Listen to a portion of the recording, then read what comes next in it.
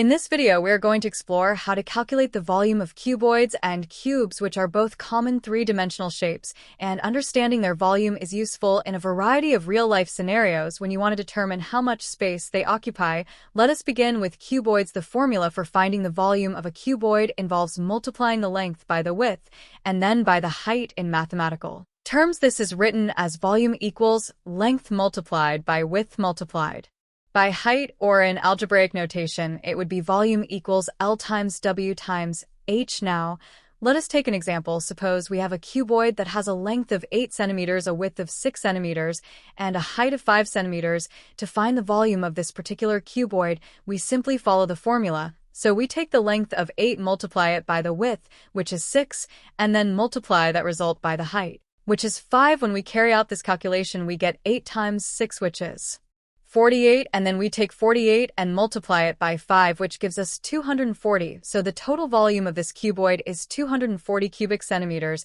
And remember, since we are dealing with volume, the units must be cubed, which reflects that we are measuring space in 3 dimensions. Now, let's move on to cubes. Cubes are actually a special kind of cuboid, and they share many of the same characteristics. However, what makes a cube unique is that all 3 dimensions, that is, the length, the width, and the height, are exactly the same. So while we could technically still use the same formula as we did for a cuboid, we can simplify it for cubes because the values for length, width, and height are all equal. This means that the volume of a cube can be calculated by multiplying the length by itself 3 times, or in other words, raising the length to the power of 3. So if each edge of a cube measures 5 centimeters, the volume would be calculated by multiplying 5 by 5 to get 25, and then multiplying 25 by 5, which gives us 125. This can also be expressed as 5 cubed, and again the final answer would be 125 cubic centimeters, because volume is measured in cubic units. Now,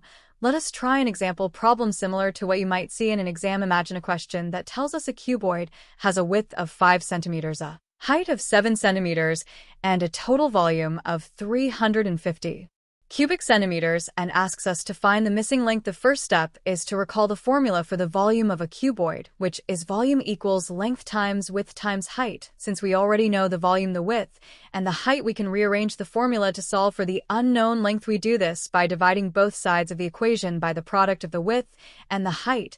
So the formula becomes length equals volume divided by width times height. We then plug in the values from the question to get length equals 350 divided by 5 times 7. 5 times 7 is 35. So we are doing 350 divided by 35. And when you calculate that, you get 10, which means the length of the cuboid is 10 centimeters. This kind of problem is very common and a useful way to test your understanding of rearranging equations and applying formulas in a practical context. Anyway, that brings us to the end of this video. If you found this explanation helpful, then please consider giving it a like and subscribing to our channel so you can see more videos just like this one designed to make learning maths as simple and clear as possible.